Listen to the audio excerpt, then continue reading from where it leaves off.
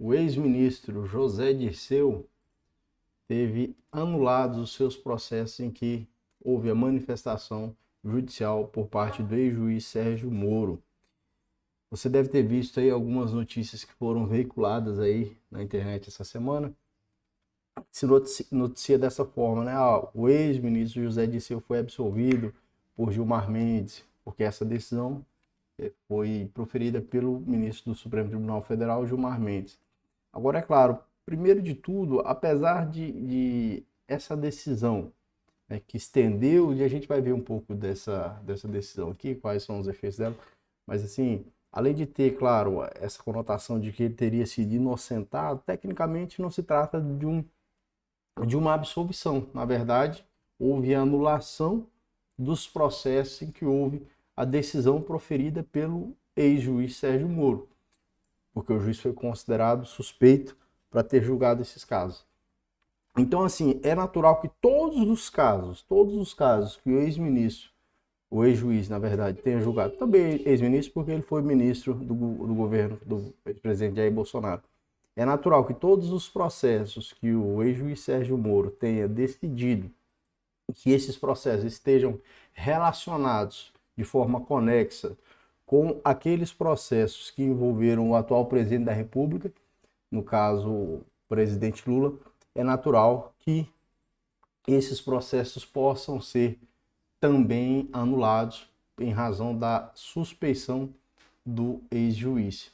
Eu quero trazer aqui, direto para o finalzinho aqui para você ver, né, o ministro Gilmar Mendes, então em 24 páginas ele expõe, os caras aqui não tem a conotação aqui de trazer para você uma discussão radical, né, falando, olha que absurdo, não, tem que ser técnica, até porque a decisão também é técnica, na medida em que ela reconhece uma suspeição do ex-juiz e assim, apesar dos pesares, quando nós víamos, né, e aqui eu não vou nem falar de mim, mas quando nós víamos no cenário do Brasil, aquelas atuações que aconteciam lá, parecia para a maioria da doutrina, veja, para a maioria da doutrina, eu posso citar aqui para você, inclusive doutrinadores que são do Ministério Público, no caso, o professor Renato Brasileiro de Lima, que é do Ministério Público da União, e ele falava a respeito disso.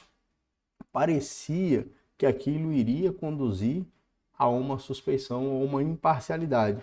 Aliás, é uma parcialidade, né? O reconhecimento de uma parcialidade, na medida em que as ações que eram tomadas ali, principalmente por parte do juiz, eram muito invasivas, né? Muito no sentido de invadir a esfera de atribuição do Ministério Público. Né? O juiz meio que aparentemente tomava a frente mesmo da condução do processo como persecutor penal, que é a atividade que deveria ser desenvolvida pelo Ministério Público. Então, naquela época eu lembro, né, bem na época que eu estudava para concurso, eu estava sempre buscando novos conhecimentos e se dizia, né, ó, isso aqui vai dar problema.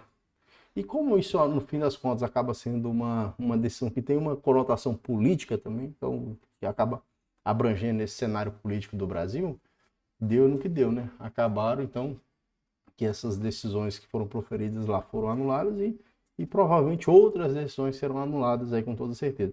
Mas ao finalzinho aqui, o que diz o ministro Gilmar Mendes, né? Nessa decisão de extensão dos efeitos do reconhecimento da parcialidade do ex-juiz para também o ex-ministro José Dirceu.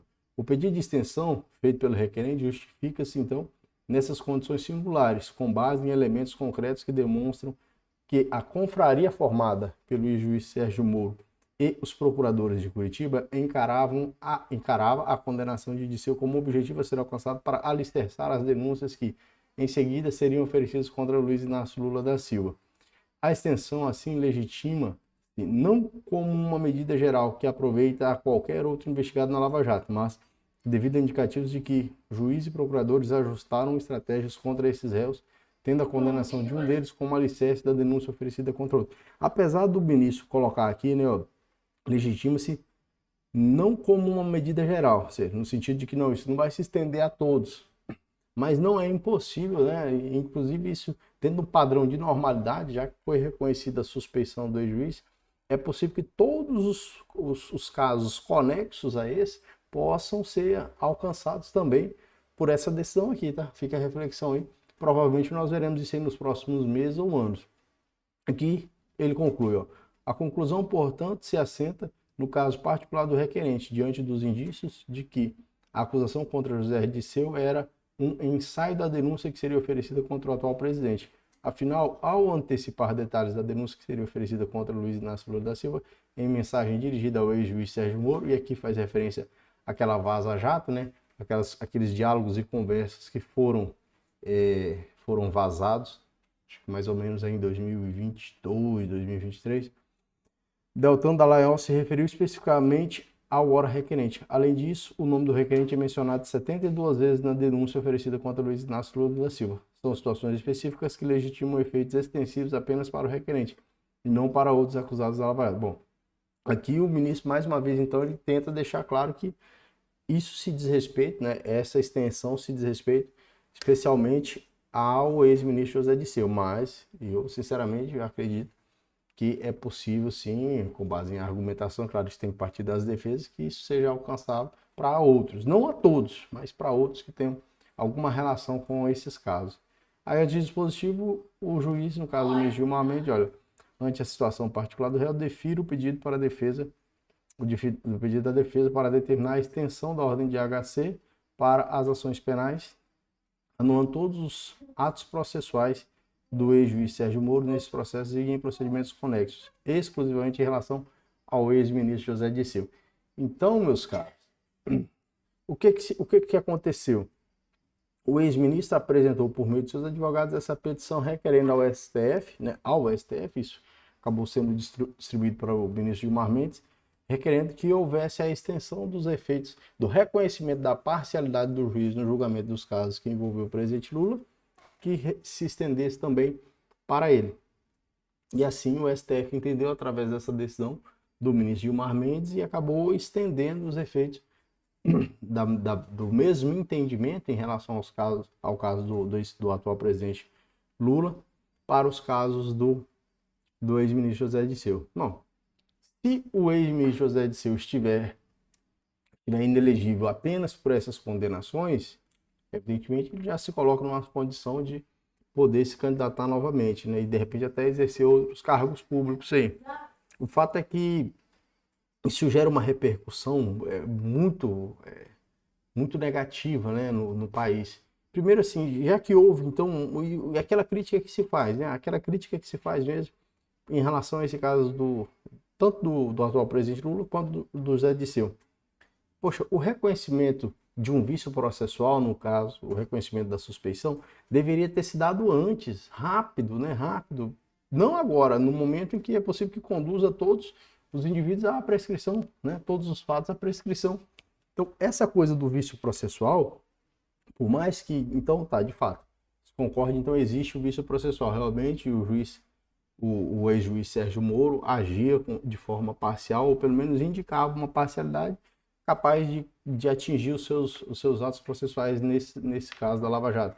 Bom, então isso tinha que ser reconhecido antes, né? Era 2014, 2015, 2016 ali, 2018, né? O presidente Lula já estava condenado, tinha que ser reconhecido naquele momento, porque aí reiniciava-se então o processo no juízo competente ou em um juízo que não fosse parcial, e a partir daí você teria ainda a possibilidade de uma condenação, de que isso resultasse de uma condenação, que o indivíduo cumprisse a pena, né? E aí talvez satisfaria a vontade de justiça de todos os brasileiros, né?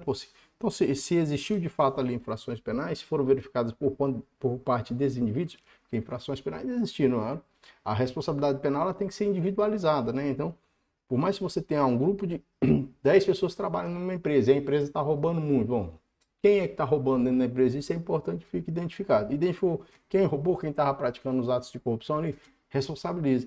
Aí espera por praticamente 10 anos, né? Nós estamos em 2024, 10 anos de quando estourou a boa parte dos casos ali. Agora começa a se reconhecer os vícios processuais. Agora, no caso, né, a gente pode ver com toda certeza que a demora na prestação jurisdicional, a demora até digo em reconhecer o vício processual, a demora resulta em uma situação de injustiça, né? Porque você tem toda uma marra processual e agora dificilmente isso vai resultar em uma responsabilidade, mesmo que o indivíduo materialmente tenha cometido uma infração penal. Tem lado a lado, né? Você tem a norma material, que estabelece qual que é o crime, qual que é a infração penal, e você tem a norma processual, que é como você vai identificar a existência daquele crime, a autoria daquele crime, a materialidade daquele crime.